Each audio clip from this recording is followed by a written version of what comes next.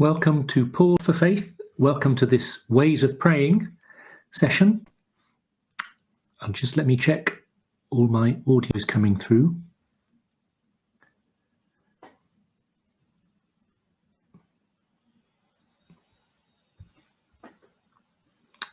Just testing the audio. Just testing. Yeah, good. Nice to be with you. We're going to think in this series about prayer, and we've done a lot of how to pray. This topic just came to me this afternoon, so let me try it on you. 10 things that stop us praying, or 10 reasons why very often we don't pray. Well, why 10? Well, I started with 3 or 4, and then I added another couple, and then it got to 10. So it doesn't give us long for each one, really. And I suppose the point, we could spend a session on each topic, maybe. That would be another nice mini-series. But I suppose the point of listing them is just to have a bit of fun, to give a little tip, just a quick thought about each one, but to name them. I think this is important. Sometimes we can get a bit stuck in prayer and we can have a big pile of excuses. I'm not judging you or me now, but just we think, oh, I can't pray because of X, Y, or Z. And there might be real struggles, and we'll go through some of them now, but I think just to list them and name them, it just gets our antennae up and our alarm bells ringing. In other words, it reminds us, hang on, if I start to say, I can't pray because, actually, maybe that's not true. We know that there is a list of traps that we can fall into, things that can trip us up, things that can make prayer difficult, and that maybe in the past have made us stop praying. But we can think, hang on, I know this is a challenge and a struggle, but it's something to work through and sometimes to fight through and to grow through, rather than something just for me to automatically think, oh no, this has happened, I'm going to switch prayer off and I'm going to come back to it in a few weeks or months or years. Right, let's just go through the list. This is very informal, very, very light-hearted, and you can put in the comments if you find any particular topic very interesting, and we can come back to it. Gosh, that would be an interesting 2 weeks, wouldn't it? Going through 10 different topics. Random list, no particular order. Sometimes, why do we not pray? First, busyness. Lack of time, so it seems. I think, I'm too busy. I've got so much to do. My to-do list is piling up. I'm frazzled. I just don't have the time to make 10 minutes in the morning to pray because the children are screaming. I don't have the time to pray when I get back from work because I've got to cook supper. My emails are going all the time. My to-do list never stops. It might be an external lack of time, I'm very busy, or a kind of inner busyness. Maybe this is a different point. I just can't let go and I can't slow down. And if that's the case, well, we need to make a tiny bit of time. And the fact that we're busy is the very reason why we need to pray. So as soon as you think I'm too busy to pray, your answer should be, well, that means I really need to pray. That's the paradox and the truth.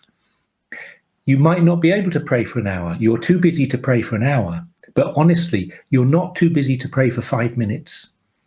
You could get up 5 minutes earlier. You could sneak out somewhere just for 5 minutes. And sometimes even that seems impossible. I know, I've felt it myself. I've talked to parents with children running around them. There's no way of even carving out 5 minutes. But there's a way of carving out a sign of the cross, or kneeling in the bathroom to pray the Lord's Prayer, or praying half a decade of the Rosary as you fall asleep in bed. When we're busy, it's when we need to pray.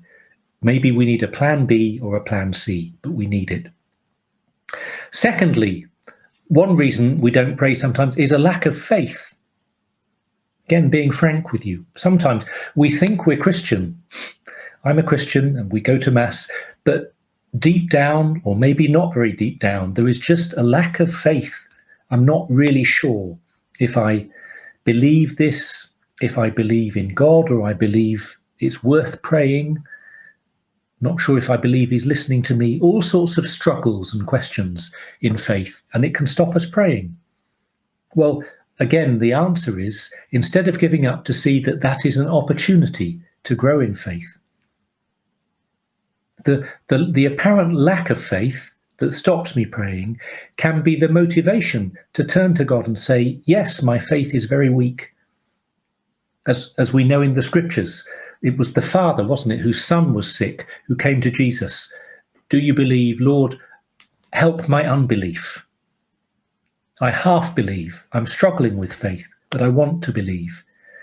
So struggling with faith and even doubting God or doubting the purpose of prayer, it can be an opportunity to grow in faith. Maybe you do need to learn about your faith. Maybe you need to read some of the Gospels, or maybe you simply need to start praying and say, Lord, help me in my faith. I want to believe. That's what we call an act of faith, when we just say with our will, with our desire, Lord, I want to, please help me. The third reason we sometimes don't pray is unanswered prayer. Maybe we did pray at one time. We prayed a lot. We were good at praying, as it were. We felt like we were good prayers. And then something difficult came along and we really needed God's help, and we made a special intention, an intercession, and we prayed long and hard for something and it didn't happen. So unanswered prayer can lead to doubt and discouragement. Of course it can. So we're tempted then to be discouraged and to give up praying. And in fact, it's exactly at that moment when I think the Lord is inviting us to grow in trust. I'm not pretending that's easy at all, but just when our prayers are unanswered and we feel there's no point, we've kind of given up on prayer for that reason. If we really do stop and reflect a little bit, we can see that this is a moment to renew our trust and to renew our acceptance of God's will. It's clearly God's will that this hasn't happened. This is what we believe as Christians, that the Lord in his providence is guiding everything. And if we've prayed for something and we've said, hopefully, like we say in the Lord's Prayer, thy will be done, and it hasn't happened at this moment, it's to grow in trust and acceptance and to keep saying, thy will be done. And in that way, our hearts are being purified. And we're growing in trust. A fourth reason we sometimes stop praying or don't pray is guilt. Again, I'm being very blunt. There's something on our, I don't just mean the psychological guilt. Some of us have got so much baggage, all of us at different times, but I mean a genuine, a bad conscience. Something is on our conscience. We've done something wrong, something big. We're trapped in something that isn't very healthy. We know that something isn't right in our life. And the reason we don't pray is because we're worried about bringing that to God. We feel we're not willing or ready to say sorry. And the horrible thing is then that when we get a bit trapped in this guilt and this not praying, we don't want to bring our struggle, our sin, into God's light. So it's kind of painful praying because we think, oh, it's too painful, it's too difficult. I don't want to face this. Or I don't want to give it up. I like it too much. And God's light can purify and burn. The love of Jesus, the fire of Jesus, the Holy Spirit, it can purify and burn. So we just need to acknowledge this, to bring the struggle into the light. And if nothing else, to say to myself, look, Stephen, be honest about this. Yeah, there is something on my conscience. There is something I need to say sorry for. I can't be running away from God forever. So noticing the reluctance to pray can help us to notice what's on our mind, our conscience, and hopefully that can bring us to trust the Lord, to say sorry, to have a moment of conversion. We can do that in prayer, talking to Jesus, saying sorry, repenting, and we can do that if we need to by coming to confession, especially if there's something serious on our conscience. But the peace and the joy that he gives when we finally let go of this thing and come to him and know his mercy, and we realise we should have done it much earlier. Number 5, maybe it's connected with unanswered prayer, but I think it's a bit different. Resentment at God. Sometimes we don't pray because we resent God.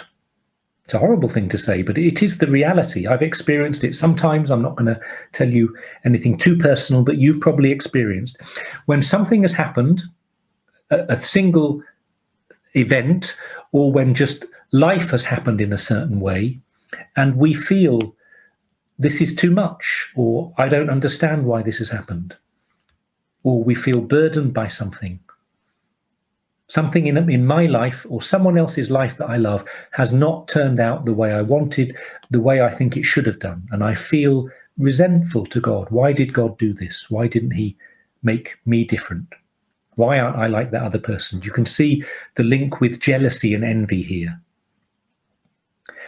And because of that, I don't want to pray to this God who is not very nice to me, it feels like, or to someone else. So this is a moment, I think, really to talk to the Lord about this, not to hide it.